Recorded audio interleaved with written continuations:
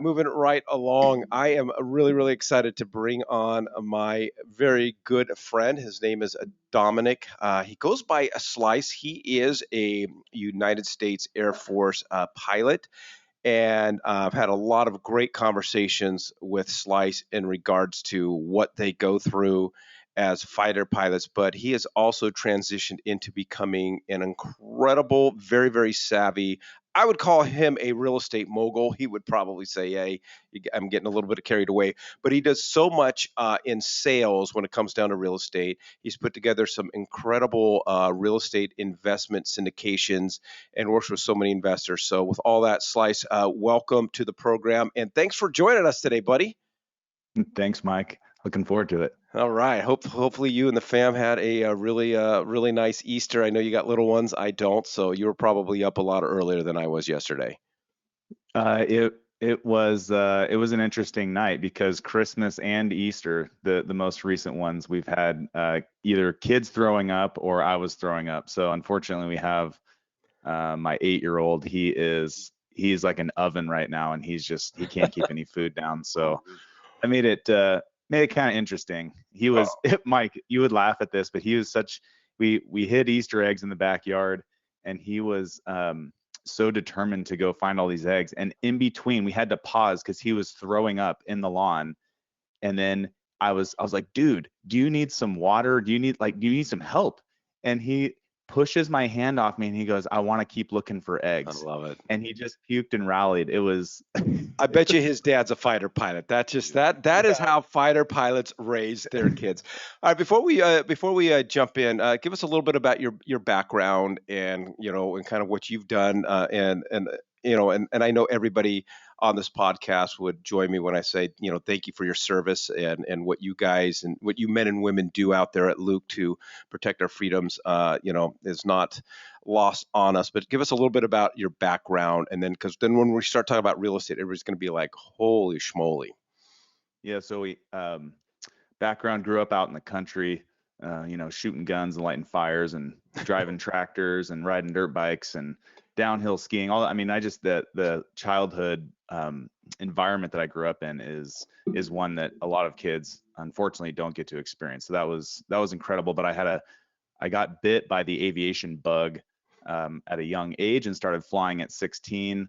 Um, I started doing civilian flight instruction while I was going to college when I turned 18, which was awesome that I could actually work and get paid for what I love to do. And then I got picked up by the Air Force and an airline about the same time and decided to take the Air Force route because I was young and figured I wouldn't have the gas in the tank to do that later on. And then competed through pilot training and got into a single seat fighter jet, which has been an incredible ride, so to speak. And then started writing books and buying real estate, and it just kind of has all taken off from there. I did grow up. My dad and mom owned 9 or 10 single family home rental properties growing up, so I did a decent amount of renovating and collecting rent and chasing people off and dealing with that growing up. So I wasn't new to that game, but I definitely don't have anybody in my family that bought multifamily real estate, which is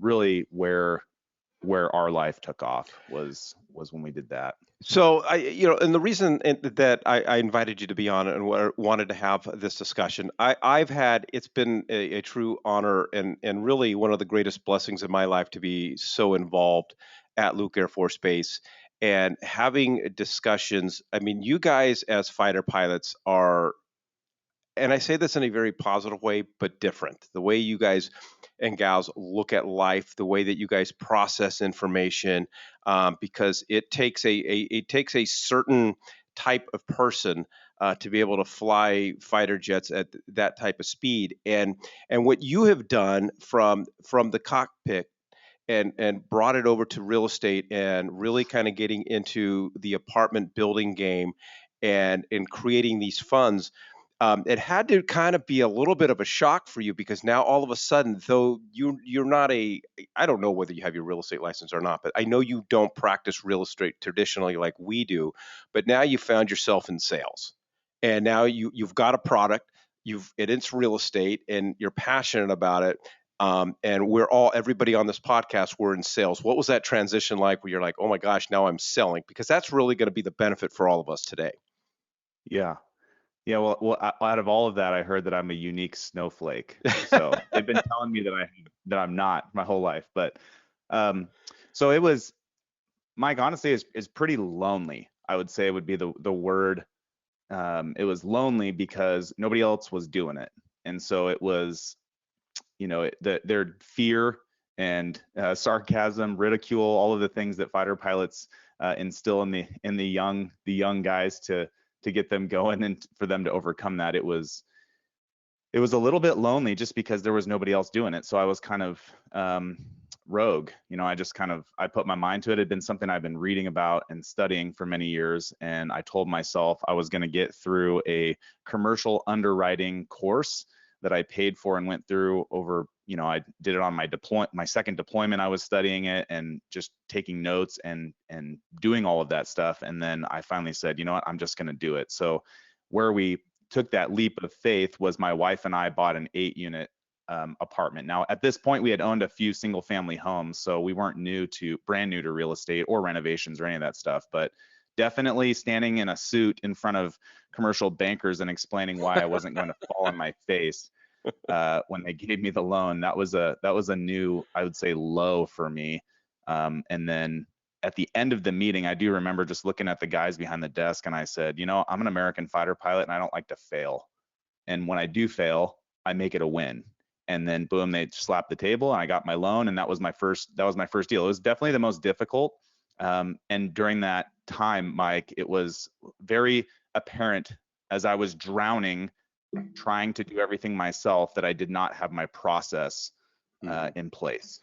Well, and that's what we want to get into. I asked you to come up with, from the lessons learned in the cockpit and how it relates to not only how you've built a successful real estate business, but how it helps us as real estate agents. I think one of the things, and of course, Ryan, Ryan and I, we have a lot of discussions with our team is where agents, I think I don't want to use the word fail, but where a lot of agents do fail is not only do they just have a lack of systems when something happens in their business, whether they meet somebody at an open house or whether they hand the keys to a brand new buyer, they don't know what to do next.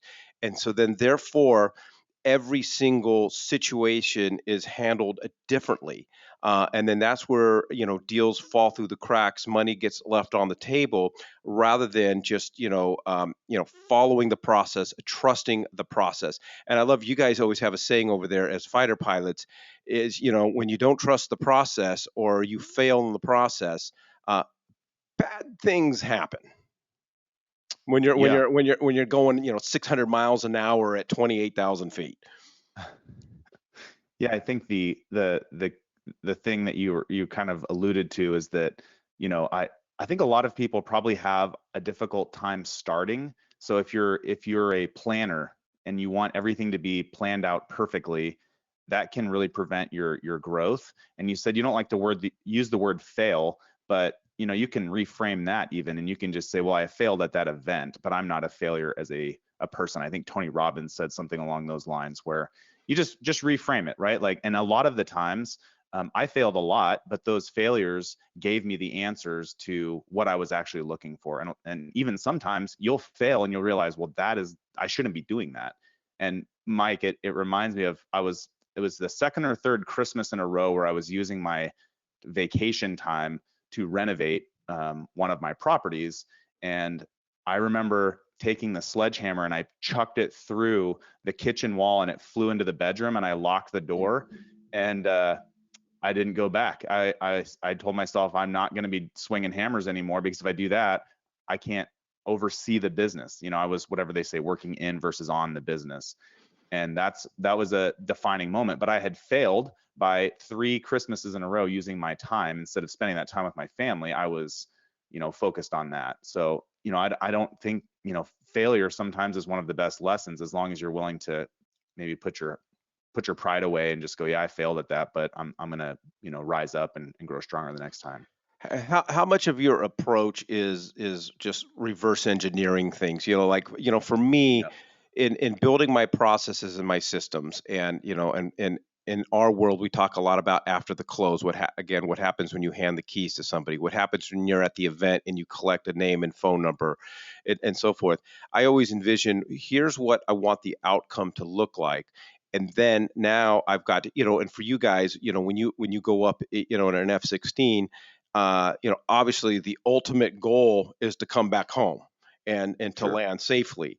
Um, and how much of your process is reverse engineering? In order for me to reach my ultimate goal, these are the things that I need to do, and how's that played a role in the success of your business? Yeah, I think I'm a note taker. So when I go through anything, I'm just taking a lot of notes. I keep all my notes, and in fact, that kind of led me to writing my first book, which is called Single Seat Investor, because we're single seat fighter pilots. But I had so much notes, and my process was a little bit shaky, right? It was about 60%. How I hired people, how I fired people, what I looked for, the type of accountant that I needed, all of those processes. But when I started approaching other fighter pilots to invest in multifamily real estate to do a syndication, like you had talked about, I basically distilled down 14 years of notes and put it in this book so that um, when somebody said, "Hey, I'm interested in doing that," I could hand them the book, and not only was it, "Hey, this is the ideal client that I work with. If you're not this person, then it's not that you can't invest with me, but there's probably a better thing to do."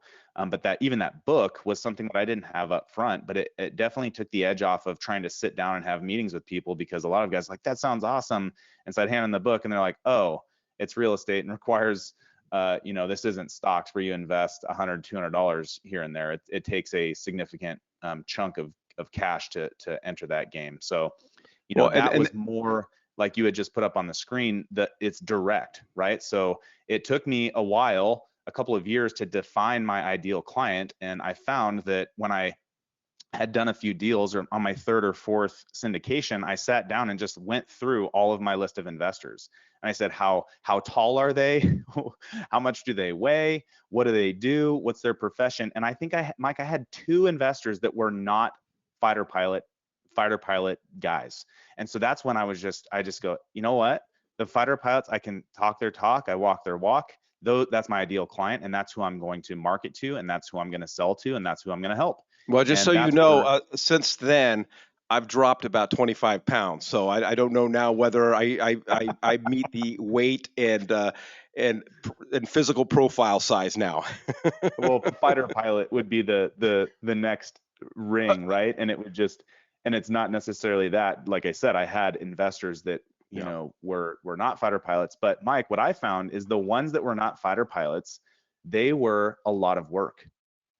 They're just a ton of work, because I when when fighter pilots talk to each other, there's a certain amount of rapport and trust that goes along with that, and there's a certain amount of, I don't know, it's non-tangible, but it took me time to define who my ideal client was, and I found that it makes my life easier when I'm serving those that fit that Mhm. very soda straw profile. It's not, I cast the net wide initially, because you have to when you're starting out, but then as you narrow in, serve those. Jesus could serve everybody. I can serve fighter pilots. So just narrowing that down, and then being direct with them. And the direct piece for me, I guess, is, this is uncomfortable, but I'm not playing around. And I would hand people that showed interest my book, Yeah. and then they could sit down and read and find out if that was for them. And I think the ultimate lesson here, because I think we had a question come in, who your ideal client is, and I think we've established that it's a fighter pilot, obviously mindset of a fighter pilot, and then you have to dig even deeper, especially with what you do. They have to be accredited investors, and they have to have certain sort of income. But I think the true lesson in here is, I think that every real estate agent goes through this transition where when we first start, we feel like we're begging for every client, and we're begging every client to work with us. And when I got started in real estate, you pretty much had to have to meet two criteria for me. One, you had to have a FICO score, and number two, you had to have a pulse. And if you met those two requirements, man, let's get let's get in the car and start looking. But as time goes on, you just have to go through that transition where, because it is the mindset when you are the beggar, people will take advantage of you. When you are in control and you are direct, you now control them and you control the narrative. Yep. Yep. And that piece of that, the directness of it is also defining what you are not good at. And so, Mike, you had mentioned earlier or alluded to it. I actually don't have my real estate license, because there are industry professionals like you that have been And no doing need for name this, calling, pal. that have been doing this for so many years, and I didn't want to have to relearn that process, right? So I could just build a team and and move forward with that. But I had to define that being not something that I wanted to do or put my energy into. I could just utilize the services of other people that have been doing it for a while and not have to relearn everything. All right, so we're all building businesses, and all of our businesses look a little bit different, but all of our businesses are real estate related. When you talk about discipline, I mean, obviously it takes a great deal of discipline to fly fighter jets, but how has that just transitioned into your approach to building your business? You're building your real estate business and selling your real estate business and talking with clients. Yeah, so it's the I think the third and the fourth things that we had kind of talked about was those. So discipline, and it's not a hobby, right? So if you're dabbling, people will see that. They'll see that in your physiology, your body language. Writing a book was one of the ways that I wanted to show that I wasn't dabbling. This wasn't a hobby. This is a business, and I want to run it as such. And I want to I want to be profitable, and I want people to want to do it. I want them to also come back, right? And that was another piece that was kind of cool, is that as I showed that discipline and what that looked like for me, and this isn't, it's probably not for everybody, but for several years, for the first probably 3 or 4 years, I was waking up at 4 in the morning, and I was writing my book, and I was looking at the construction budgets, and I was doing all of this work before I went into my full-time job as a fighter pilot. So that took some discipline. Having a drink or a bag of chips at the end of the day didn't really serve me well the next morning, and so it required structuring my life around that. And then also, most importantly, as you start out when it's new, making sure that your spouse or your significant other or the people around you that are important to you know what you're doing.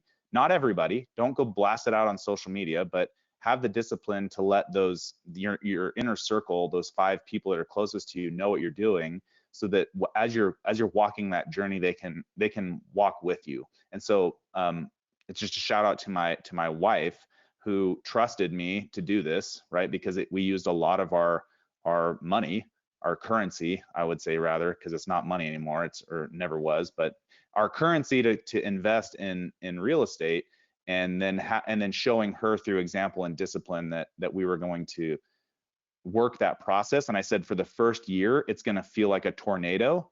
It's going to be a disaster. I fired over 80% of the people I initially hired because they just didn't fit the mold, and it wasn't them as people, it just didn't fit my business model. And then I said, by year 3, if this is not working, I'll stop doing it. And that's a big commitment. So I want to jump into our last point, because this is the one to me, when there are studies and surveys that the National Association of Realtors take, and I don't know the exact numbers, but I do know the number one complaint that consumers have about their real estate agents is just lack of communication. And in a couple of minutes, I do want to talk about Single Seat Wisdom. Flippin' love the books, and people are going to get blown away the perspective of these books. But I was reading your first book, Single Seat Investor, and two things I got from it. I'm like, okay, this dude's direct. Like I know when I got done with the book, that I knew whether I was your cup of tea or not. And if I wasn't your cup of tea, Dom's going to tell me I'm not his cup of tea.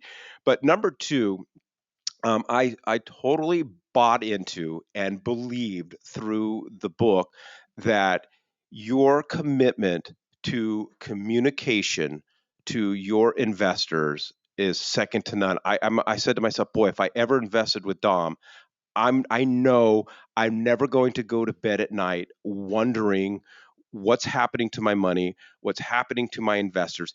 And this is where we as real estate agents go awry is we don't have systems and we don't have schedules and processes to keep our clients involved and notified and updated with what's going on, and especially when things go south. I have a commitment and a promise to each one of my clients that in the event that we are starting to see things go bad or we see obstacles, I can guarantee you, you are not going to go to bed without hearing from me, because that's the biggest stressor for me when I've got money on the line. I can't sleep. I can't sleep, just being all ticked off that my agent didn't call, or my loan officer, my title rep didn't call me back. Yep, the communication piece, and I'd say that's one of the more tough, lonely. I'll use that word again, is because if you're the business owner and you're running the show, you will have to make phone calls and you'll have to send emails and you'll have to communicate with your clients, and specifically those talks that are not fun to hear. Those are the tough ones, right? And the only way you get good at them is you just start. You just do it. You just go, hey, we ran into a roadblock.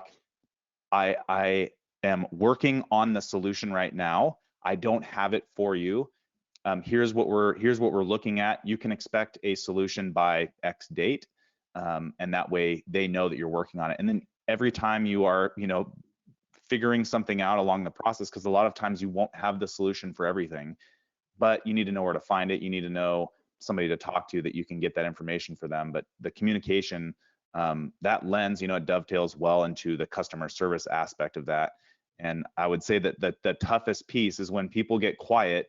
Usually that indicates there's something going wrong.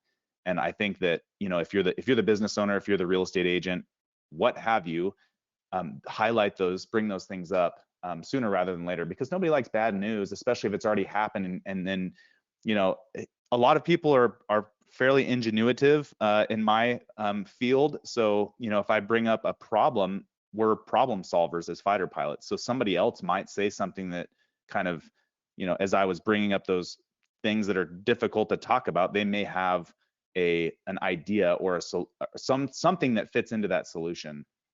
But yeah, that is, I've had failures, right? I had my second deal that I bought. It was all the windows were broken, sewer lines had collapsed, there was a roof burnt off, and it still is painful to even think about. It's now many years in the past, but I miswrote the budget for the exterior landscape, and so I paid for that out of my own pocket for that deal, and it was more than a 4-year college degree at a private school type of sticker price. And I don't have that kind of money, but I made it work and I paid for it and I ate the cost on that, because I just wanted to show to my investors that if something goes wrong, I'm going to figure it out and I'm going to fix it.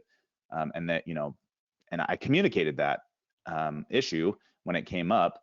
And I was like, but you don't need to worry about this because I've got this. Now, and we all, this is a rhetorical question, but how much easier is it to convert a new investor when they are a referral from an existing investor, as opposed to just starting the process? They read your book. Now you got to have the conversations and conversion, because I think it neatly wraps up all five of your points. But for me, I get more referral. I shouldn't say that. I attribute more of my referrals to the level of communication and the customer service that we provide, because that is what people tell their friends at. Because when you communicate and provide a high level of customer service, there's a high level of trust. And if people don't trust you, they're not going to use you. And if they don't trust you, they're definitely not going to refer their friends to you. But I just got to assume that it's a lot easier to convert. And now you're at the point, because when those referrals come to you, now you can be even more direct. This is take it or leave it. This is who we are. Jump on Exactly. board or you're missing out. Yep. And once you have done it, right, people see that and they go, oh, he's not a noob. He's been doing this. And so that's why I bought my first uh, multifamily property. I bought it. My wife and I bought it. I didn't go to investors first. I wanted to buy it and just learn the process myself. And not everybody's gonna be able to do that. But the referrals piece of that, as you said, when you're starting out, you're kind of begging. You're the beggar, right? And people don't want that. And you have to try to still serve them and just realize, hey, I'm a new guy, and shed light on that. But even these single seat wisdom books, right, where there's 20 individual stories from 20 different fighter pilots, basically sharing their lessons from the air, for family, for fatherhood, for life, for philosophical reasons, and from failure, as well as the processes that we use to, and you can apply them to so many different parts of your life. Well, as soon as I did the first book, that single seat mindset business, it's for profit, but we give all the money to a children's cancer nonprofit. So from a marketing perspective, because I know your wife's a marketing guru, from a marketing perspective, it was very difficult to ask these fighter pilots to pay money to be a part of a project, do work, but it made it a lot easier when I told them that this business, all the money goes to charity. So the payment link even is linked up to this children's cancer nonprofit.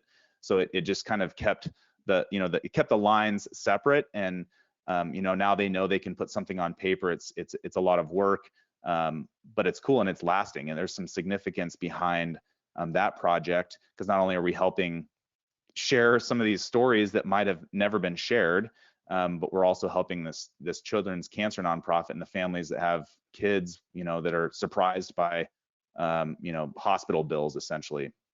Well, I'm glad we segued into it, and I mean, we could probably you and I sit on another podcast and just talk about cause marketing, because one thing I do know about you, we never can get together, we can't ever have a beer, we can't ever have a conversation without talking about the charity that is so personal to you, and the impact that has. And I know you have none of your motivation for it has anything to do with profit and so forth, but you know that's a byproduct. But I want to get into a single seat mindset, and one of the things for me is is all those years hanging out with fighter pilots and being on Luke Air Force Base. And I wouldn't say just fighter pilots. There's a lot of lessons to be learned from airmen themselves, and the whole structure and the support that these men and women provide you just to make sure that you come home safe. But it is completely transformed the way that I look at life. I look at business. So these books, the Single Seat Wisdom series, and I want to encourage all of our listeners to go to Single Seat Mindset, check out Dom's website, grab these books.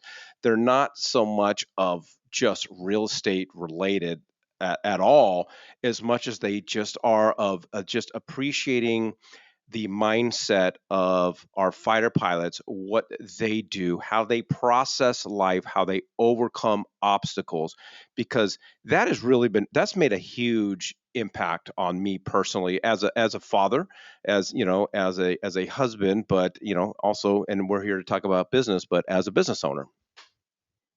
Exactly. And kind of getting back to what you had said before, once I wrote the first book and I had 20, so I wrote a chapter in the first book. So I had 19 fighter pilots. Then I wanted to write a second book. So I refined my web page, refined my marketing, because it was pretty terrible, and and basically dolled it up a little bit. And then I asked before I went and marketed it to anybody else, I just asked the people that were already my clients, essentially, right? Hey, you guys already wrote a chapter. Um, I loved it. Do you know anybody that would like to do this? And they go, oh yeah, actually. And so I had, 4 or 5 referrals come in right away There's another from whole people, right? And so podcast on that.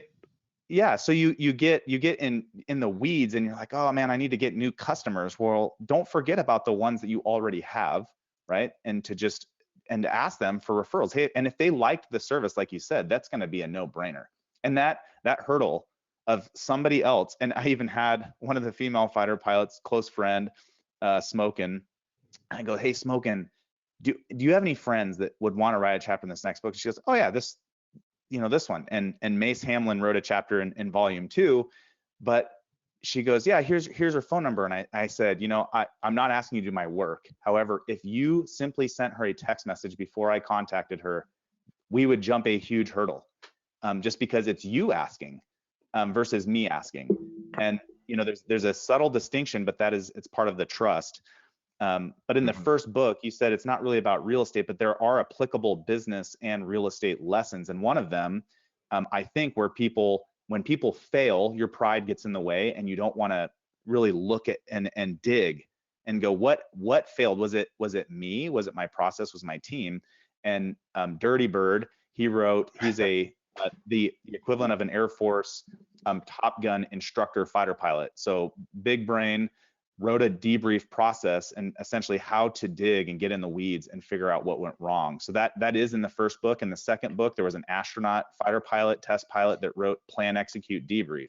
Very simple construct, but some short, punchy anecdotal stories that can lead you to success, especially that debrief portion of it that is painful.